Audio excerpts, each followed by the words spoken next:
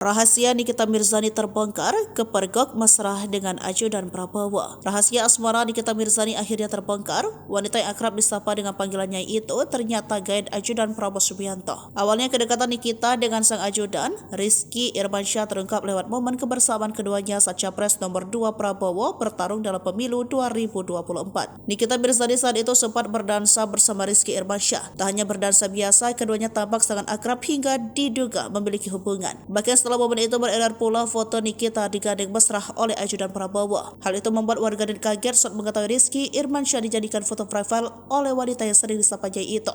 Warganet menemukan potret asli bahwa tangan yang dipegang Nikita di foto tersebut adalah tangan Rizky Irmansyah. Namun kini Nikita Mirzani tampak menghapus foto profil di tengah isu tersebut. Meski demikian, keduanya semakin diyakini memiliki hubungan spesial. Sebab Nikita Mirzani dan Rizky Irmansyah kedapatan berada di sebuah klinik kecantikan untuk melakukan perawatan.